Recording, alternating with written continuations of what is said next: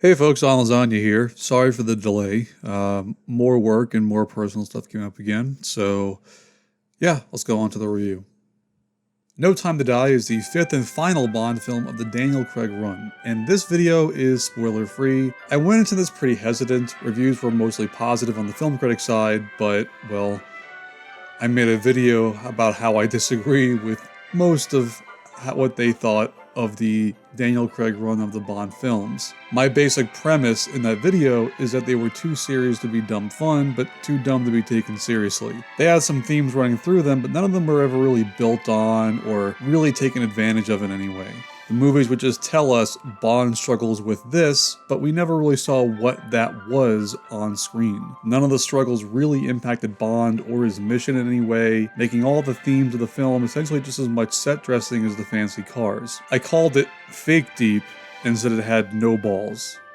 I mentioned that I wanted the themes to really go for it in a Bond film, to shake Bond up as much as his drinks, but I also mentioned that I would have been totally fine with Bond being, well, just a spy movie.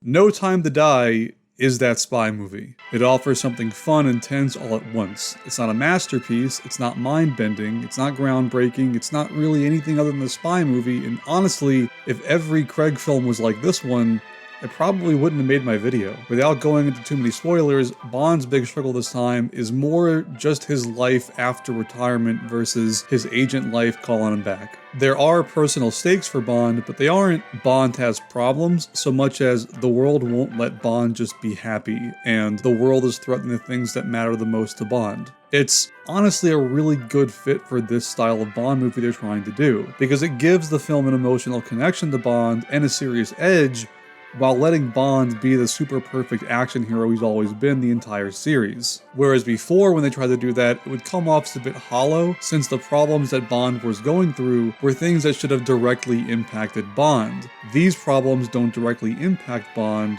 so him being always on his game all the time makes a bit more sense. And honestly, Craig is more Bond in this one than ever. He's more quippy, he's more adult, more in control, more charismatic, even with the villains. But you also get to see Bond be a lot more vulnerable in a very real way. I'm not saying it's groundbreaking or even that deep, but it's something. More importantly, the film isn't just using it as window dressing. Bond's issues don't just affect the plot. In many ways, they are the plot. There's always something personal on the line, and Bond is impacted by it. He's still the action hero we know him as, but the way he is a hero, the context around it, is definitely affected. Again, I really wish we got to see this Bond more in the series. At the very least, I wish we saw it in the more seasoned Bond stories told in Skyfall and Spectre. Craig is not the only one who brings their A-game. I'm not going to comment on the bizarre words used to market this film, but I will just say that Lashana Lynch was great, she had a lot of good lines, and I liked her and Bond's dynamic. I feel like it was a really healthy back and forth between them, but this is still Bond's movie, as it should be. There is simultaneously a rivalry and begrudging respect that each person has for the other, but it's still Bond's movie, and again, Craig really brings it. Considering how little he wanted to even do this, the fact that he still delivers what is, in my opinion, his best performance of the franchise is very respectable. The action scenes are alright. Some highlights in here for sure, a bit more fun with gadgets, though nowhere near the dumb fun levels of something like the Pierce Brosnan or even Roger Moore run. That being said, there are no dumb CGI fights or anything. This is still a Bond film. There are some memorable shots in the film, but overall there wasn't quite as strong of a cinematic style as something like Skyfall, but compared to Spectre, basically anything with a budget looks like Skyfall, so it's an improvement. Oh yeah, one more thing before we get into the bad section. Ana de Armas as Agent Paloma is also really good in her role, not at all the role I expected, but one that really brought a jolt of energy to this franchise while she was on screen. Many people online complain that we don't see much of her, and while I agree that she wasn't there for very long, I also don't want to say that this is inherently a bad thing. Because to be honest, I feel like if she was there in the finale or something, they'd have to underuse her, which may have felt worse. She didn't quite have the same connection to Bond or his legacy or retirement as Lashana Lynch did, so it wouldn't really have made a lot of sense for her to be there throughout the entire film. I'm excited to see more of her later in other films, maybe even her own spin-off film, but I feel like she was used effectively in the role that she was given. Okay, on to the bad. 1. For a film that lasts for nearly 3 hours, a surprising lack of things actually happen. Mostly, it's just a way to cram as many locales as possible into one place. They are nice locales, but I can't help but look at the runtime and think, why hasn't more happened? Why haven't these characters evolved more? Why do I know barely anything about the villain? Speaking of, the worst thing in this movie is the villain. Mostly because the actual villain is just kind of nothing. Rami Malek does his best with what he's given, but I mean, he's given almost nothing. There really isn't any big motivation. His plan is very vague. He has a we're not so different you and I scene with Bond that fell incredibly flat. I take the stance of many that the weapon he uses is more interesting than he is, which is a shame.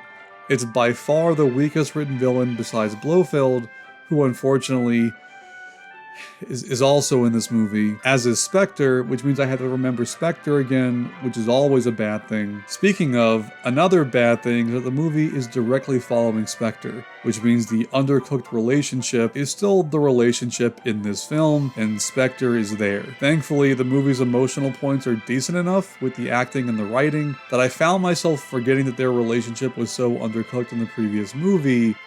But if the relationship was not undercooked in the previous movie, all these scenes would have hit a lot harder. So it still needs to be said.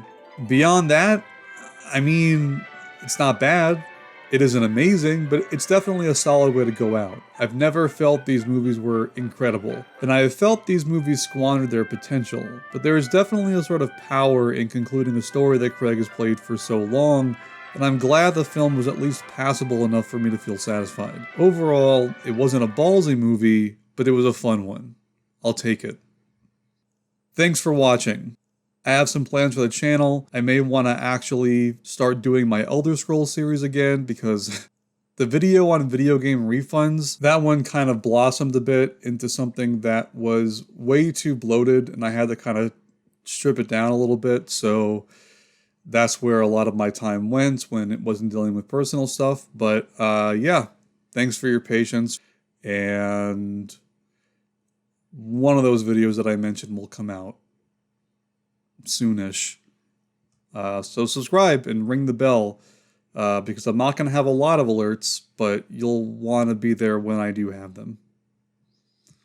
All right. Bye.